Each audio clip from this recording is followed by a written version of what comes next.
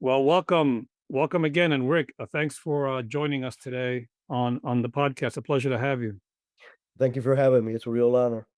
Well, thank you. It's a real honor to have you on. I mean, we're going to talk a lot about your book. You know, we talked about this a few times. We met a few weeks ago up in your neck of the woods, up in St. Augustine. Talked a little bit about it, and I said, we had to have him on the podcast to talk some about his experiences and maybe impart some wisdom to the new generation of intelligence officers, even anyone considering government service. I think this is an important show for you in light of what's happening right now in Washington D.C., which is quite a bit. I think it's a lot of it's unprecedented. So, starting off with your book, Black Ops: The Life of a CIA Shadow Warrior. Tell us a little bit about why you wrote it. But before we get to that, tell people a little bit about yourself. I think what you've done and uh, is the sort of work that most people associate with government service, but I want you to put it in your own words. What drove you to join the CIA, and what can you share with us about your work during that long period in your life? Well, as you know, I'm Cuban born. I lived under the Castro regime. My parents couldn't get out, so I went out at the age of 10 through the Peter Pan program to an orphanage in Pueblo, Colorado. And the reason I started there is because I truly believe that God puts a path in front of us. And if we choose it, He also prepares us for that path. And I believe even those early experiences started forging my mettle towards where I was going. My parents came out about 9 months, less than a year later. Um, Went back to Miami. That's where I grew up in the Hialeah, Miami area. Then I went into an elite unit in the military called Pararescue, Air Force Pararescue. Very shortly after high school, I developed a conscience for the debt of honor that I had for this country. You know, the fact that they've taken me and my family in, and so many other, people from the destroyed countries. Um, so that well, 6 months later, I had signed up for the Air Force Pararescue, and I went there. My goal was to go to Vietnam. By the time the pipeline for all special operations training in the military is anywhere between a year and a half and 2 years. So by the time that I got my coveted Maroon Beret, um, the war in Vietnam was pretty much over because I went in December of 71. So by 73, that was not it wasn't going to happen. So I stayed in the military reserves for a total of 10 years. 30 And years. Wow. yeah, almost 10 years. And it was during the latter part of my reserve time, around 1980, that I applied to the agency.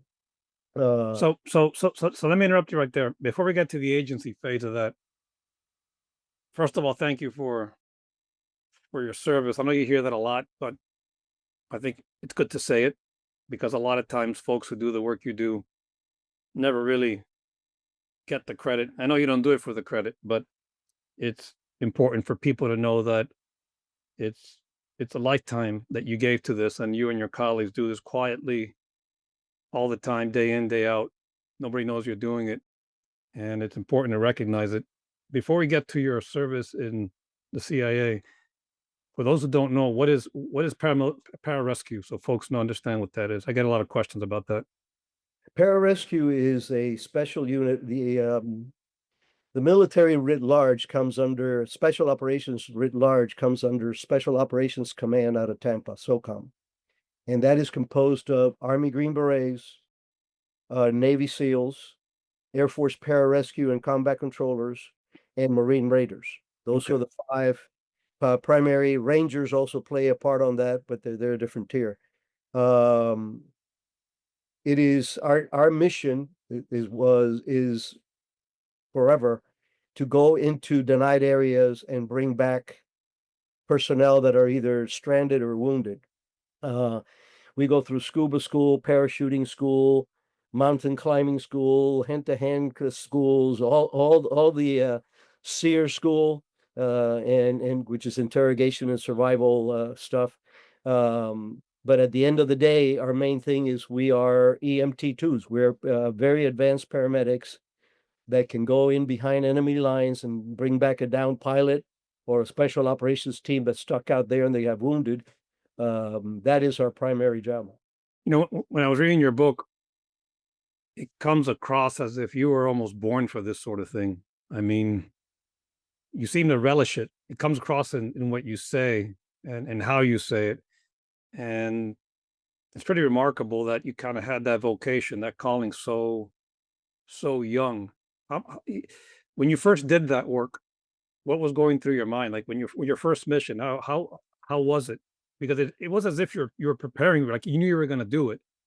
But what was going through your mind your very first time you did this? Well, I mean, I think was less intellectually than, and it was more of a gut feeling, a draw. I mean, don't get me wrong, I was wired for adventurism. That's my dad was a cowboy.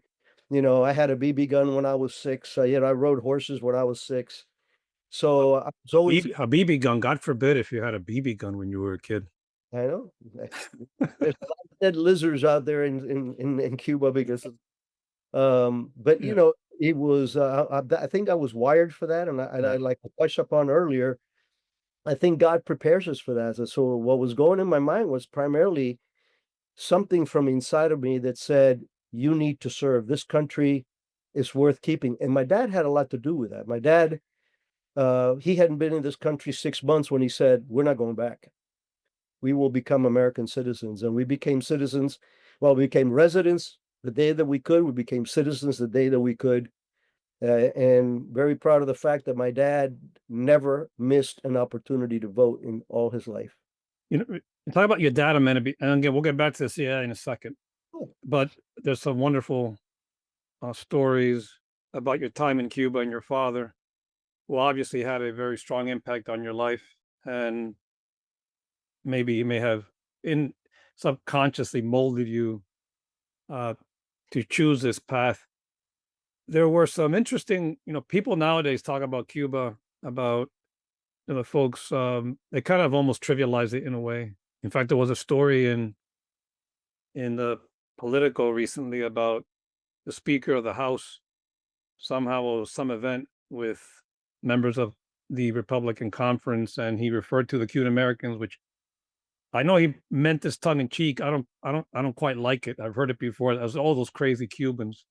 Um, and I think sometimes people lose some perspective about what Cuba was like when you were growing up. And you talk about a lot of this in your book: gunfire, milicianos. I mean, this was not some romanticized transition to a better, the land of milk and honey, this communist paradise that they were trying to build. And I think since we're so far away from when it happened, people tend to forget. We're very passionate about this issue.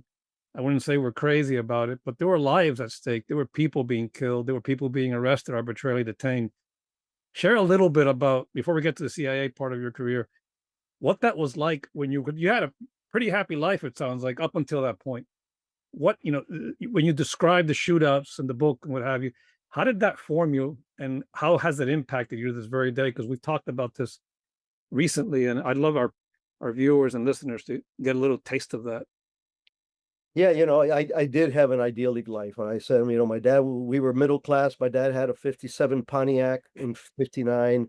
He had a Jeep and a deuce and a half for his business. We had a TV in the house and a telephone. So we were middle class, but even by American standards, we were middle class. My dad, like I said, was a cowboy. So he instilled in me a lot of the outdoorsy thing, being confident with guns. But most importantly, he always tried to mold me to be the little man. It was like, hey, this is how men act. This is how you're supposed to. So I think that was kind of like the primer. Then started becoming the events. The very first shocking event was the town that I lived in Nicaragua, next to the Escambray Mountains, where Che Guevara was hit by the Guevara's forces, and right in front of my house. There was a firefight going on, and my parents were out of town. I ran to the window. We had a 14-year-old nanny. So I went to the window, rolled out the jealousy window, and there was a body over there. There's people shooting at each other from the cuartels to the rebels. What I didn't notice was that behind the parapet of the window was a miliciano with an automatic weapon, and all of a sudden he hops up and lets go a full blast with a machine gun. Mm.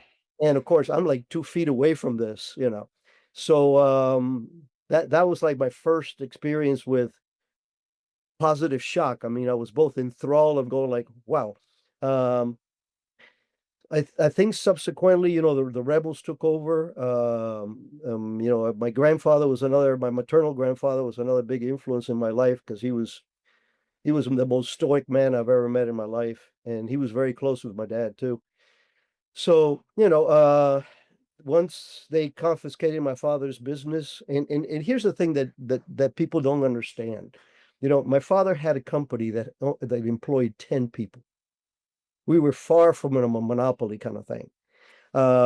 Every machine that by my dad had a coffee roasting company is what after he got married, that's what he started. And it was confiscated 6 months later, and they asked him, they said, well, we want you to stay and run it. And my dad said no. 6 months later, that was out of business because all the machines started breaking down. And the only guy who could fix it would have been my dad because he's the one that built them.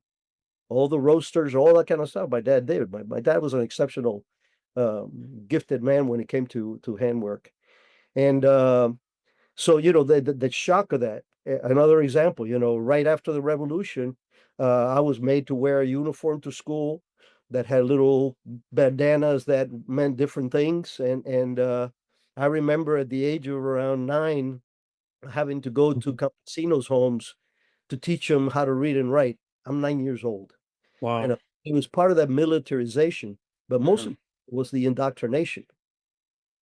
They would tell us that if anybody in our family spoke evil or ill of the revolution, and especially of Castro, that it was our duty to report them. And there's kids that did. So, going from the idyllic to that oppression that quickly and seeing the pain of my parents losing everything, our neighbors losing everything, everybody who had a business, my grandfather, and so on, so on, so on. I think that set my path for being an avid anti-communist because I tasted it firsthand. The rest is just progression. Like I said, leaving Cuba by myself to go to an orphanage in Pueblo, Colorado, where you had 3 or 4 different ethnic groups and languages, and a lot of pissed off kids because who wants to be in an orphanage, right? That was a very quick grow up lesson for me. There was a lot of inner kid violence and all that kind of stuff. We're very strict schools, a Catholic school. Um, and then of course my parents came out and everything was well again. I think the most beautiful example of how important my dad prepared me. I was at the airport ready to leave by myself, and my mom was just absolutely, losing it. She was just crying. And I told my dad, if she doesn't stop crying, I'm not leaving. And I'll never forget it because my dad took a knee, put his hand on my shoulder, and he said, "You have my word, we will see you again." Mm. I knew that if my dad had to swim the 90 miles, I would see him again. So all the time in that orphanage, when kids at night were crying, because there's a lot of kids, and we had about 6 or 7 Cuban kids, but the majority were, other kids, white and Native Americans and Mexican kids. And uh, I never cried because deep in my heart, my security blanket was my dad's promise. Amen. You know, your story reminds me, the whole going to the countryside and being forced to do certain things and the whole deprogramming or trying to deprogram a whole society. I mean, that was a huge crime that was done to the people of Cuba. My ancestors know because my parents are gone. My mom at 12, 13, roughly, she was young. They did the same thing to her. They forced her to go to the countryside and do what they tried to force you to do. And there were a lot of people who resisted, and people like your father and our grandparents and such, that they knew there was no way out. If they stayed, they had to leave. If they stayed behind, it was just going to be really bad. Now, so they're so grateful to this country and for everything it did for them and for us. And I was blessed to have been born here because of it. And what you've done is you channeled all that.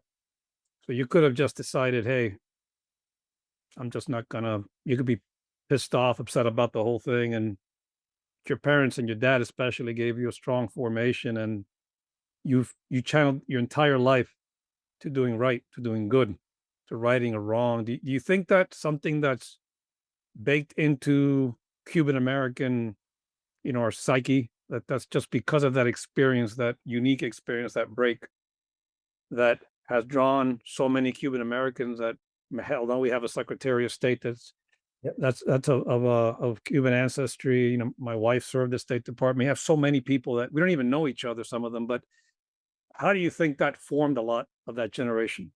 Well, I think the first of all, the thing I would like to highlight is a lot of people, when they hear my story or read the book, they go, "Oh my God, poor kid." I didn't suffer. It That's was right. my parents. The price of my American citizenship was the sacrifice of my parents putting their only child to go to a country that they've never been at the age of 10. So I think that was pivotal there for all of us. Like my dad, when my parents arrived, they came to this country um, dirt poor. I mean, we literally lived in ghetto homes. The only pet I had was cockroaches around the house. It was very stark contrast from where we were in Cuba to here. Um, but absolutely, I mean, you have hundreds of thousands, if not more, Cubans, especially in the first 10 years post Castro, that came to this country and were welcomed with open arms. And I think that the single biggest problem that we have in this country is that we don't know how good we have it. Mm. I was doing a talk, a public speech a couple of months ago, and some lady, um, when I was talking about, Cuba and traveling to, and the fact that Americans don't know how good we have it, she says to me, she says, "Well, I've been to Mexico." And I said, "No, ma'am." It was a guess, but it was right. I said, "No, ma'am. You went to Cancun on a cruise." It that typifies the mentality. I went to Cuba. It was wonderful. Mm. They you to a microcosm of what Cuba is, the 1/10 of Habana Vieja that has been renovated, and they have little restaurants and everything else, and everybody's happy, and they have the 57 Chevys, and everybody's enthralled with that. "Oh, Cubans are so happy." Yeah, they're happy in spite of the fact that they've been oppressed for 60 some years. Mm. I think that gives us that realization that we know the difference between what this country's far from perfect. It's made of humans. Everybody's imperfect, but this country has something magical for people that are desperate for freedom and that want to have a better life for them and their children. I think that's tattooed in our brain. So you took that experience, and we're not going to go into all of it because I want you all to buy the book. We'll put a link in the program notes for Rick's book. But let's pick up where we left off on your background. So you finally made it into the CIA.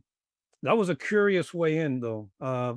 And when we talk about Cold War warriors, folks, you're looking at one right here. Somebody who was right in the belly of the battle in Central America, and you really have to buy the book to go into and appreciate what he was doing. But give us a little taste of that, of your journey into the CIA and what you were doing out in Honduras, Nicaragua during that time. You were even interacting with some legends, even in the agency, people who are no longer with us, but people who we owe a huge debt of gratitude for being still a free nation and still, I believe, a beacon of hope for billions of people around the world. Absolutely, yeah. I applied to the agency, and I had stayed in the military reserves, so I had joined the fire department, Miami-Dade, as a paramedic because as a pararescueman, I was already an EMT2, and they were just starting out their rescue program. So even as a rookie, I spent a lot of my, probably 80% of my career was on a rescue truck. And so when I applied to the agency, what they brought me in was on contract in 1980 to help to have okay, CIA has a special activities division. Now it's called Center, but back then it was Special Activities Division, which comes directly from the roots of the OSS of World War II. And that unit only hires people from the special operations community that I mentioned earlier. Well, they needed a paramilitary guy that could fit in and was a medic. So when they were having some training or when they were going to have a mission, the job was that I would go take off of work for 3 weeks or whatever. The fire department was very cool with it because the chief knew what I was doing, and and I would go. Well, what happened was Reagan comes in shortly thereafter, and he declares war on communism in our hemisphere, writ large, but starting with our hemisphere. And as you know, Salvador, Nicaragua, Guatemala, Bolivia, all these places were in turmoil because the Soviet intervention via Cuba fomenting those kind of problems. So when the requirement came down, the Title 50 requirement from the agency came down and said we need to start a program to help the Contras, the guys who were fighting against the Sandinista regime, which, by the way, declared themselves communists the day that they took power. It wasn't like Castro waited 6 months or something, but this just happened right immediately. So the attrition post-Vietnam in military and in the agency, and attrition is something that we always see when there's big changes in our government. Post-Vietnam, the military and the agency were decimated. Mm, Everything was drawn down, and they did not have a single native Spanish-speaking paramilitary officer. that's amazing to hear that.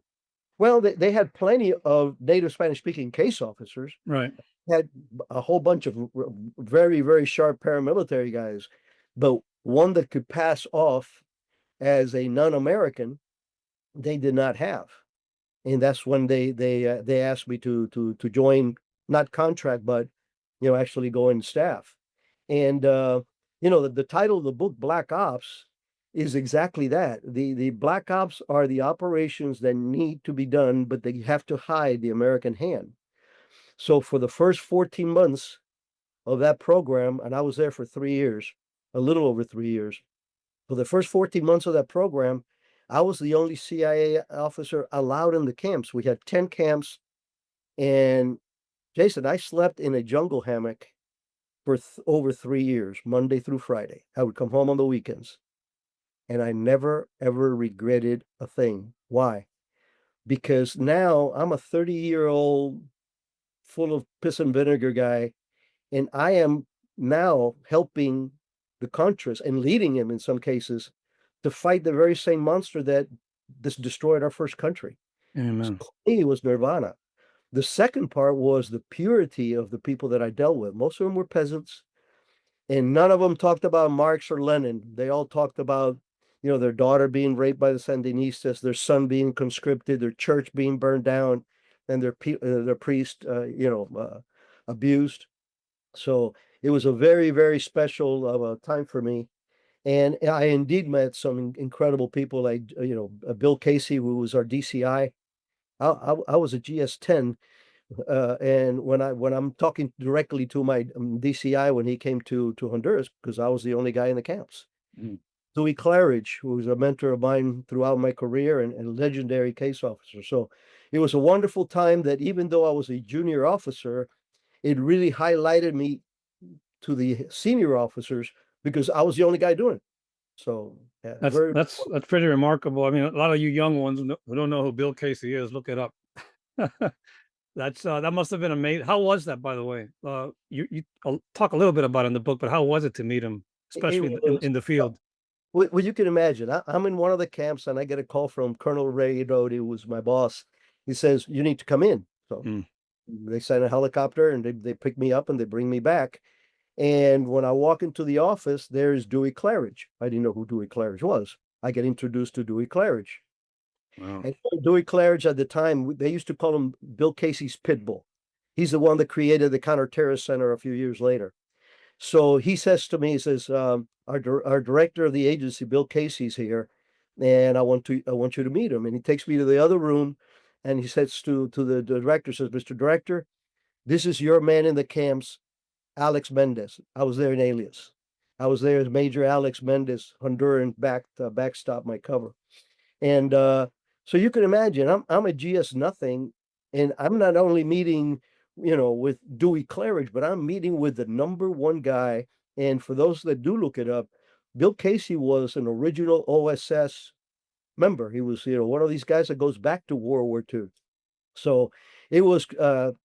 I have to admit, I was nervous, but what he said to me that really broke the ice. He says, "So you're the one that is sending me all those great photos." The photos, because you were sending photos back. Yeah, constantly, because nobody else knew. I mean, they were seeing through my eyes.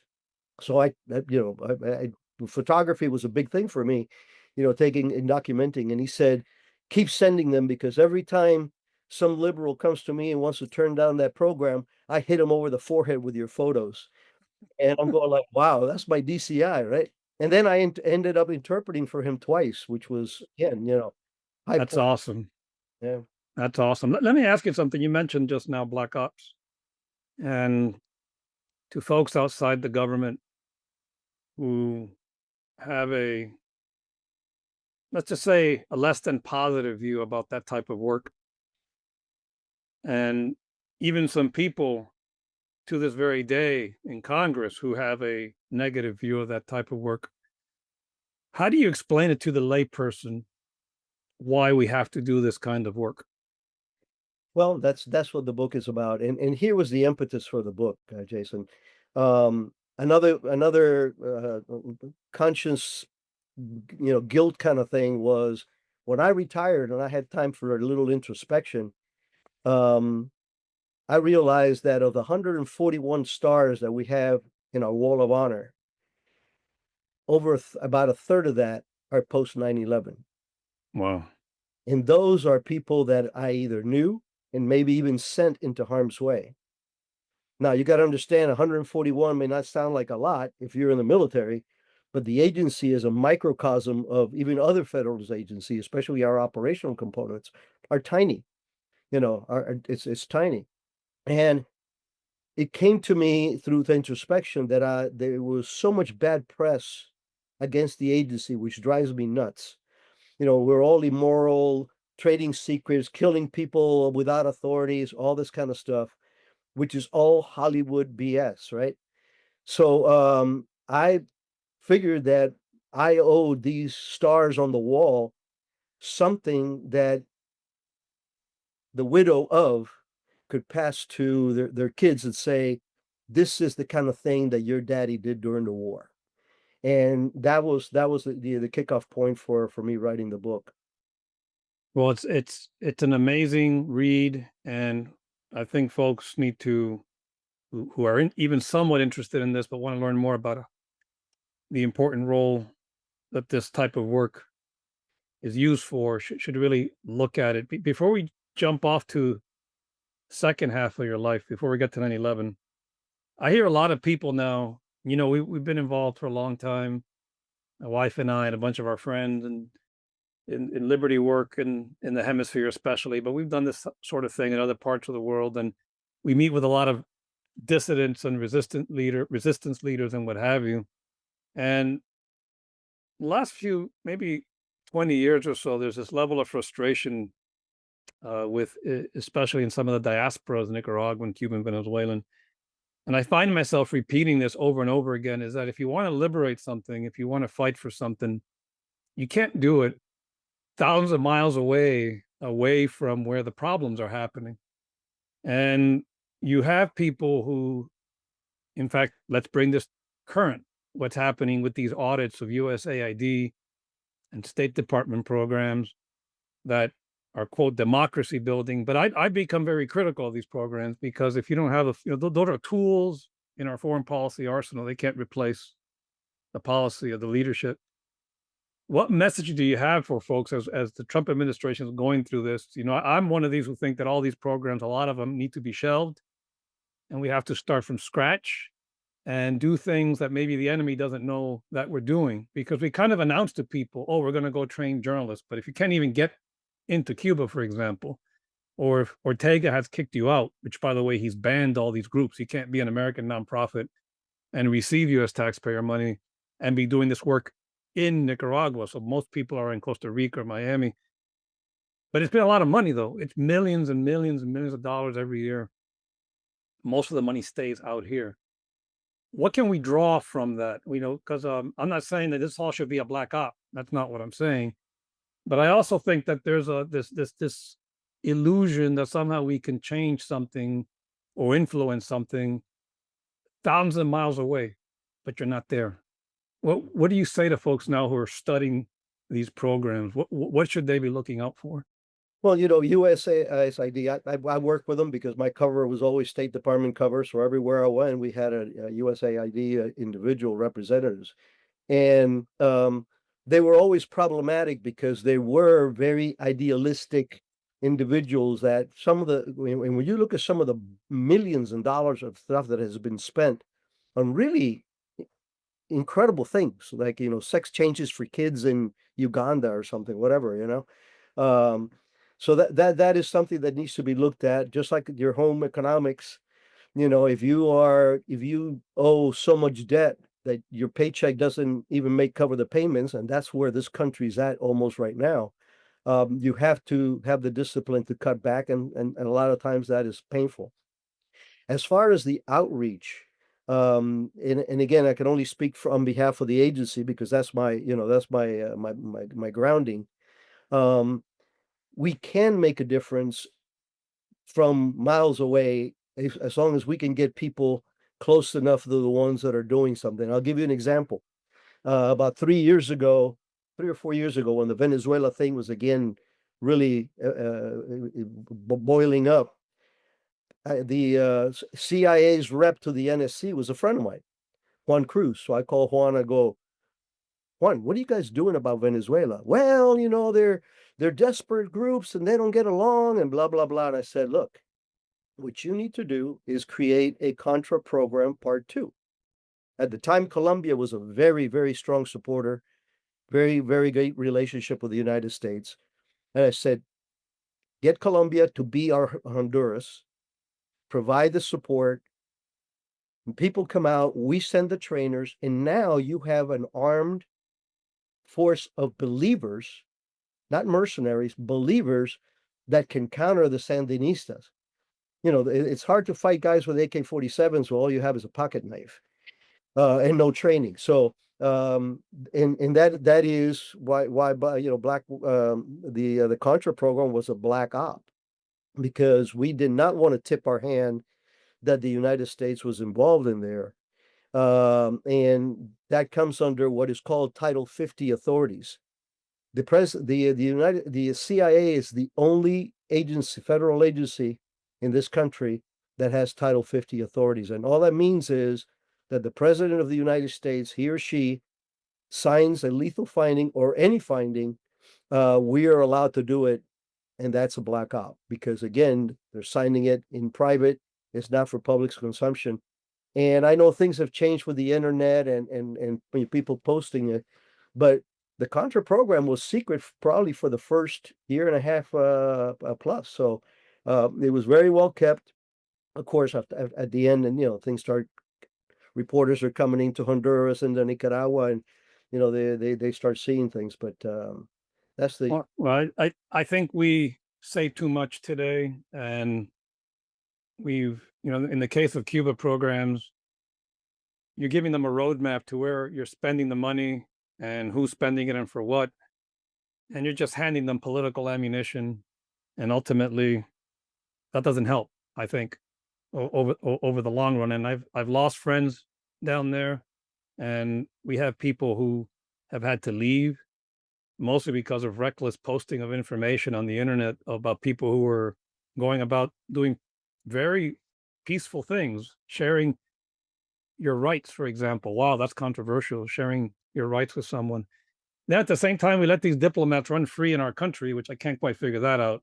And here we are. I mean, millions of dollars, billions of dollars into these programs, and we're still talking about freedom 90 miles away. But hopefully, it's going to change now. Um, Back to you again. You talked. There were a few seminal moments in your life that come out of your book. Leaving Cuba, forced to leave. How you left.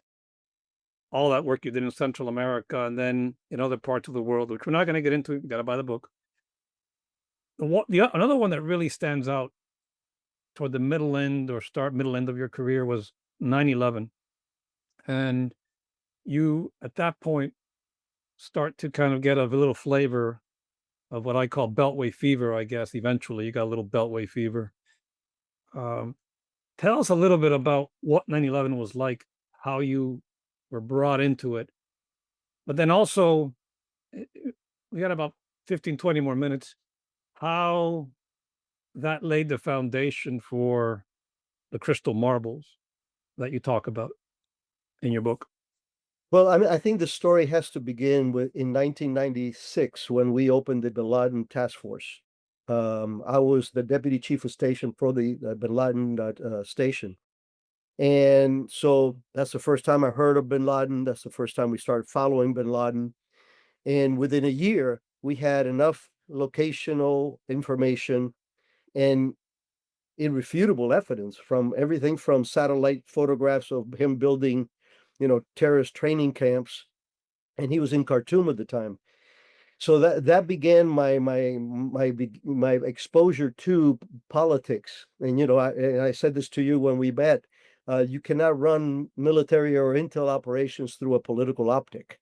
You know, so they started with all this, the stuff that was going on. We were coming up with real viable operations, so where we could have taken out, and I don't mean just shooting. We could have just kidnapped him out of Khartoum because he felt that he was above reproach there, that he could not be approached.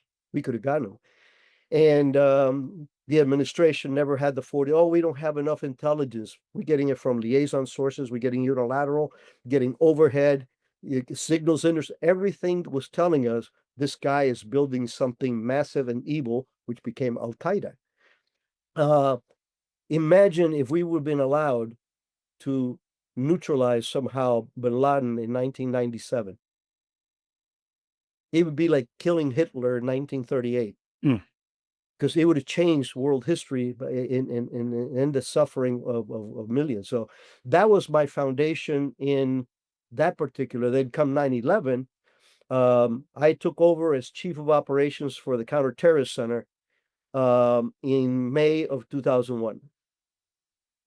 After coming out of a very radical Muslim country that I ran operations in for about a year. But anyway, I had a unique background in what was going on because I did start the Bin Laden Task So, Force. so Rick, before we get to the Bin Laden Task Force, tell people who are not familiar with the CIA and that unit what exactly do they do there? The Counterterrorist Center, it is the president's tool for fighting terrorism. We coordinate with our special military to assist us. Like when we shot Bin Laden, that was a CIA operation that was carried out by Navy SEALs because they were under our command because of the Title 50 authorities that I mentioned earlier. The CTC, the Counterterrorist Center, is the only place in the whole agency where every single federal agency is represented. We have Secret Service, diplomatic security, ATF. We have, you name it, we have it. And DEA and so on, and military, a presence there. So it's kind of like the collating place for actionable intelligence. Okay, there is the National Counterterrorism Center, whatever the heck it's called, but that's more of a political slash, I don't know. I really don't know what they do. It's one of those that needs to be looked at by the millions and billions. But primarily, that's what it is. It's the epicenter of countering terrorism. And our job is not to retaliate. Our job is to prevent and preempt. Very do you think we use it as much as we should? Oh, no, we don't use any of our tools as much as we should. I mean, look, I agree. another problem that we have is that we are ashamed of being powerful. For some reason, we as Americans feel guilty that we could kick just about everybody's butt, and that's not realistic. Because if you're putting your prowess to good use Amen. and for the better of a then that prowess is very well justified in the eyes of the only person that I really care about, is this guy upstairs. Amen. So So we'll share some links with some background so folks can do some more research on that. So then not so you've transitioned, and by the way, we left a huge chunk of his life out because there's a lot to read. But this part's fascinating though, because his transition into Washington and what happened and how it happened was a very telling story, a story that keeps happening a lot. It's happening now. So 9/11 happens. Tell folks what, your reaction, what happened. well, We obviously, we immediately had try to figure out exactly who it was. Hezbollah before that had killed more Americans than any other terrorist group, 240 something. Um, but we were hearing a lot of information and a lot of what we call chatter, either from trailing and surveilling couriers to intercepts and everything else, that there was something major coming up. And we knew we were going to get hit. We knew it was going to be in the United States, but we did not know what and when. And that became, well, obviously, the finding that the president signed in 17 September allowed us to go into Afghanistan. And this is a very important point. The first American boots on the ground in Afghanistan was not the military. It was my guys, Was that Jawbreaker or was that John Baker. yeah. Mhm. Yeah, the special forces team that they refer to as Triple Nickel 555. Um, it was my guys on the ground vectoring those two helicopters in, and that's something that's most often overlooked. The Green Berets deserve every single accolade that they got for that period and other military units that joined afterwards. But the first military boots on the ground were the Green Berets. But the first boots on the ground, American boots on the ground, was the CIA. Mm. So that became part of that war. And then as chief of ops, I went to my boss, Cofer Black, another legendary CIA officer and mentor. And I said, boss, we're kicking the crap out of these guys in Afghanistan, but the support mechanisms for all these bad people are running around in first, second, and third world countries with impunity. And that's the way we need to go after them, was to be able to preempt. That was my frustration. And this is where this idea came from, was the fact that I know that all this stuff is going on. I know that we're going to get hit. And there wasn't a damn thing that I had in my toolbox that I could use to prevent it. So I came up with a very successful program. I was able to brief it to the Vice President of the United States and Condoleezza Rice. And it was primarily an intelligence collection through all sources, but especially surveillance, but with teeth. Each target was going to be looked at, geolocated, find what they call find, fix, and finish. We found, we fixed, and then we had three different scenarios for every target to disrupt that individual. It could be compromise, it could be kidnapping, it could be shooting them. And this was not a retaliatory effort. This was something to have on the shelf. And then when you were having this kind of chatter from any terrorist group, you could go out and disrupt them, because all of a sudden, three of their major support mechanisms in first, second, and third world countries get neutralized. Mm. They're going to stop whatever they're doing because they feel that they're penetrated. So that was important. I did that for 2 years. We were extremely successful. And the things that you see that are blacked out are the things that we were able to do, how we were able to track these guys down to, what they had for lunch. I was gonna ask you about that. There's a lot in that latter part of the book that's still blacked out. Yeah, yeah. I mean, look, there was a lot of things that I didn't even consider writing about, because I know that they were too, you know, secret, and they need to remain that way. And there's things that I put out there that I was hoping And the blackout is where they didn't. I mean, they allowed me to talk about the teams that I built, the reason behind it, but then our actual successes, that gets diluted. There's a lot you could read between the hash marks, but what that prepared me for was, now I'm dealing with the seventh floor. I'm dealing with politics. I'm briefing the vice president of the United States. And after 2 years, we still were not being used. We were more of a paper tiger that briefs well. We had actually geolocated 5 really bad guys in less than 6 months, but we were not able to go out and do anything, even though we knew that they were involved in some real bad stuff. So when the second operation that I proposed, that including the one that was briefed to the vice president, was shot down for political reasons. When there was one particular target, was very, very, very bad guy, and we had spent a good 6 months tracking him down. We knew exactly where he was going to be when, and we had the proposal. And I briefed the director of operations for the CIA, Jim Pavitt at the time, and the director of the CIA, George Tenet at the time, and I briefed them on the program. And at the end of the program, I mean, of the briefing, the director of operations looks at the DCI and says, Director, Mr. Director, there's no doubt in our mind that Prado and his team can not only get this done, but get away with it. I went, but then he says, however, we need to look at the political ramifications of doing this at this time. So let's pause there 1 second. Go back to meeting the vice president, and you had that interaction with the policymaker, that world, the consumers, and then we're going to jump back to that. What was it like? Because from your book, I can tell that it was very well received. Yes. Yeah, it was first of all for me, a little Cuban kid from Hialeah, and I'm walking into the White House to brief the vice president and Condoleezza Rice. I mean, all I could think of at the time was, well, I wish I could tell my parents. I wish I could tell my parents, but at the time I could not. Uh, it, um, yeah, that was extremely welcome. I actually, for the sense of dramatics, I brought the camera.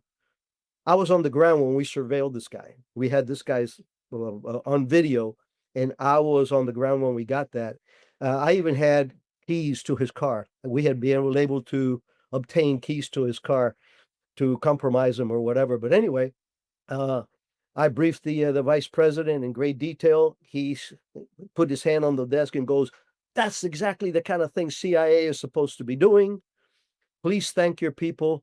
This is after I showed him the video, and I'm literally holding the camera in front of him over his left shoulder. Condi's over his right shoulder. I'm going like, I got my hand on the vice president's shoulder showing him this movie, right? Um, he shook my hand at the end and said, "Please thank your guys and gals for doing this. Come back to me as soon as you're ready, and we will brief the right people in Congress." That never happened. Here you have and the DCI was there, and the DDO was there, and Jose Rodriguez, the head of the counterterrorism center then, because Kofor had left, very good friend of mine, another great leader. Um, but the DCI never let that filter back. Nobody went back to the vice president and say, "Hey, we're ready to do this one. What do you think?" So after 2 years of that frustration, I decided it was time for me to leave and to dissolve the team, because I had been given pick of the litter. I had, of my 4 operating officers, all of them retired as flag ranked officers in the agency. My deputy retired as an SIS 5, which is like a 5-star in our world, right? And that's when I decided to pull the plug. And I will tell you that it was a very tough time for me, because I never worked a day in my life. Mm. Every day I was excited, and any time that I was tired, all I had to think was, I'm the little Cuban boy from Hialeah, and I'm chief of ops at the counterterrorism center. And so when I did retire, there was a lot of confusion, a lot of pain, because I left on the terms that, shouldn't have happened to begin with. Let's put it that way. So this is where it gets down to the marbles that you wanted me to talk about. I came home. My cousin had come up to visit. He had taken us out to lunch for my retirement ceremony, and my wife knows when to give me distance. We've been married 42 years. She looks at me, she goes, let me go this way. And I was in a very, very, very dark mood. So I grabbed the bottle of Italian Barolo and one of my biggest cigars, and I sat out in the we had a gazebo in back of our house in Virginia. And I decided that I was going to go through my career in the agency from day one in the Contras to yesterday, kind of thing. Okay. And when I started thinking about it, I could see the good memories, the good memories, the good memories. This was a bad memory. This and this.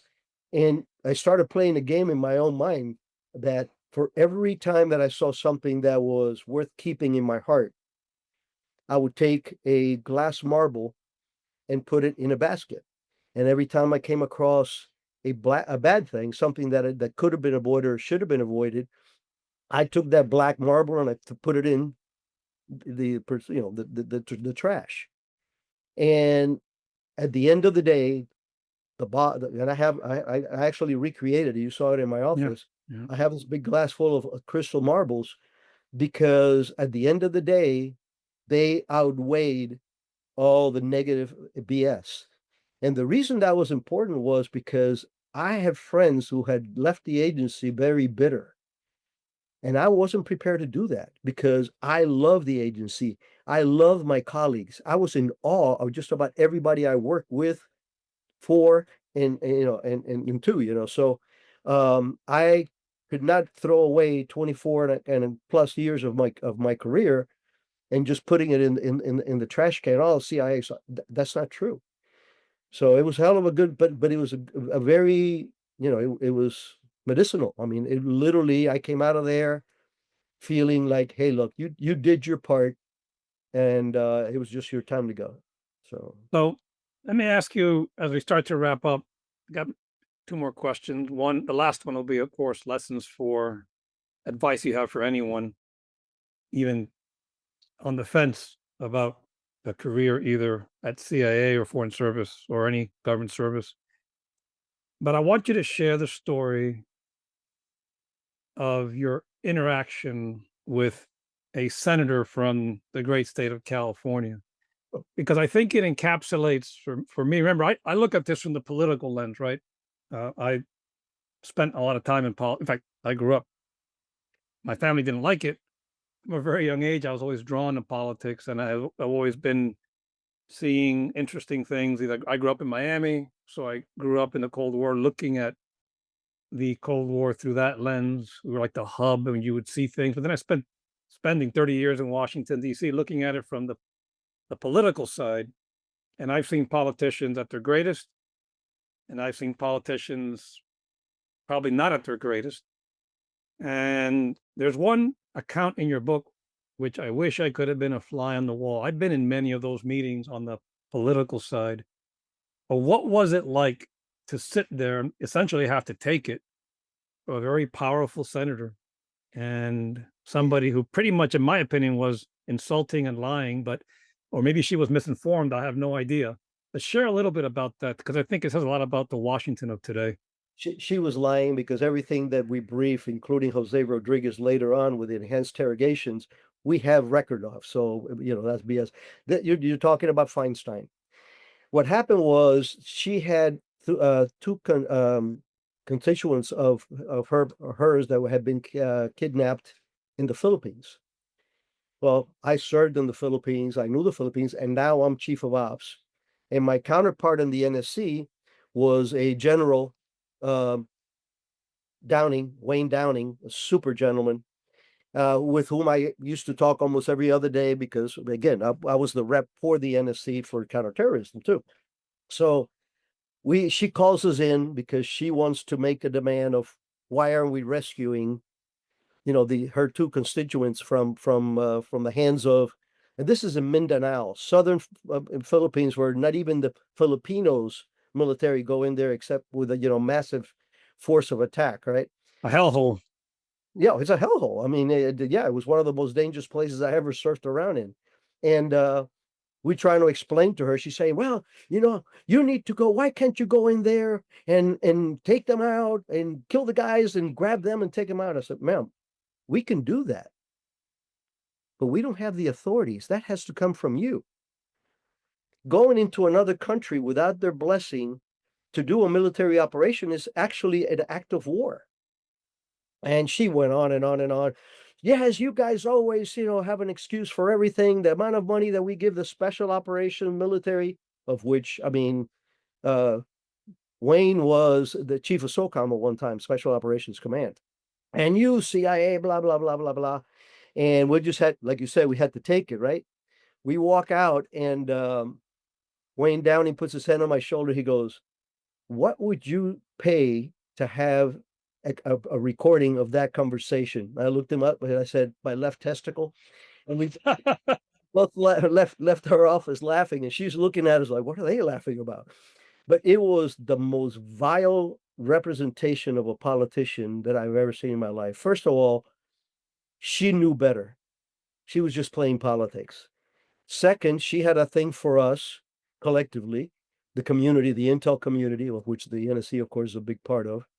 And she was just being her. It was brutal. It was disrespectful. Come on, Wayne Downing was a four-star general. I was an SIS-2 with just two stars in my organization. And she's talking to us like we're bastard kids that don't know, and she was wrong. And we Mm. tried to explain to her the legalities behind, there's a big difference between can do and should do or are allowed to do.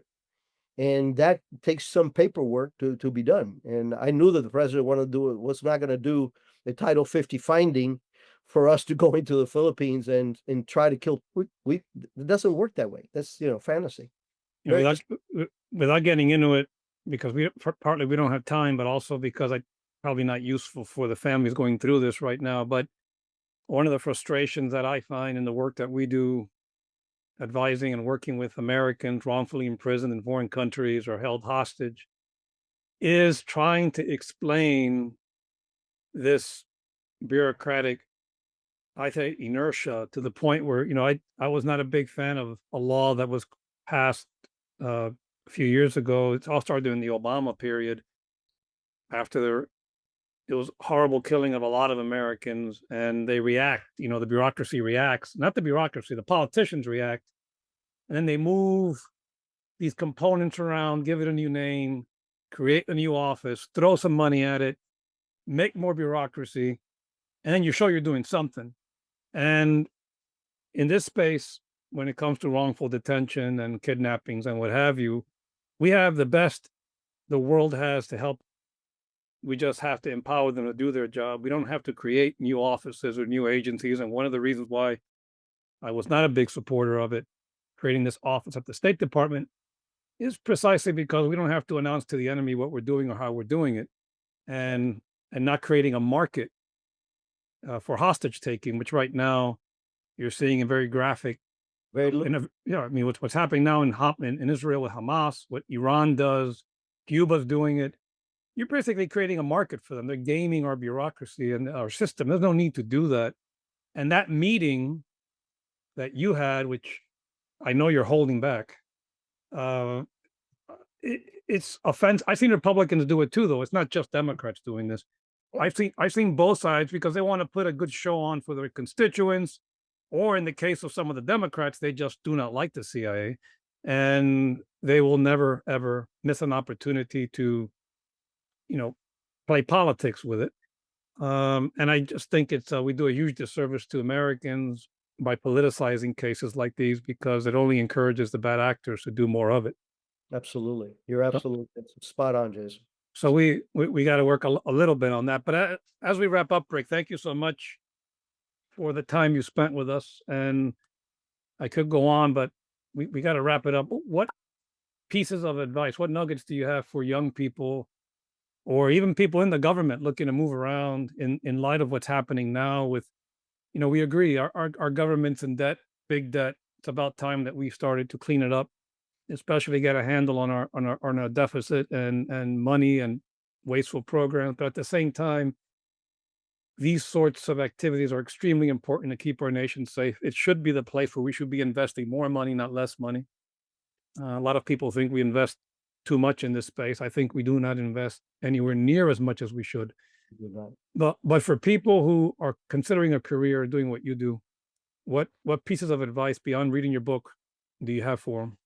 Well, that's an excellent question. I do a lot of mentoring because I got 50 years in the special operations community. So there's a lot of young guys and gals that want to get into the game and they reach out through social media. And I take it on board because it's my only way to pay forward the Dewey Claridges and the Bill Caseys of the world for the care and grooming that they did with me. The first thing that I can tell people is that a job, and I can only speak directly on the CIA because that's my alma mater. Um, the one thing that you have to have is the understanding that it is not a job, it's a vocation. In the military, of which I'm very proud of, my beret is hanging right back here. Um, we get ribbons and jump wings and scuba badges and cool berets. In CIA, you walk around and the badge of a brand new officer and the branch of your boss's boss's boss are the same. Blue badge with your picture. The only thing that changes is your picture. So it is a vocation. There's sacrifices that and anonymity. Where Johnny could come home and tell his kids that I sold 15 cars today at the dealer. We can't. You know, so that part of it is very important that you go in there for the right reasons. Okay, now preparation for these things. There's obviously a checklist for anything in the special communities that people need to check the boxes in order to qualify for that. Yeah, to enter the CIA, you as an operations officer or as an intel analyst, there's other jobs where security and logistics and everything else where you don't. You have to have at least a 4-year degree. So you have to, have that. Things that they're looking for. Second language. The second language is a big deal. Why? Because we don't operate in the United States or or in the UK. We operate worldwide. Thus, we do not send an officer overseas with at least a 3 level operational language capability. So languages, if you have a second language, and especially if you have a second language and you've done some foreign travel or foreign exposure, that is a big deal. Obviously, having a military background of any kind, whether it's intelligence or, if you were military for a medic or a doctor or whatever, those are big hash marks because that means you have already basic clearances or advanced clearances in some cases, which proves that you have been clear so far, so it's easier to invest.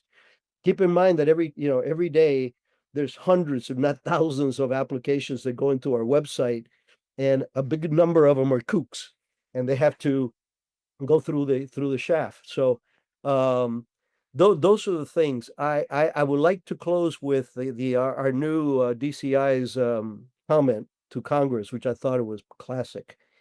And I'm paraphrasing, of course. He said, "My goal is to rebuild the agency, the CIA, in the likeness of the OSS of World War II. Mm, Other words, sir, I want to hire men and women with PhDs who can win a bar fight."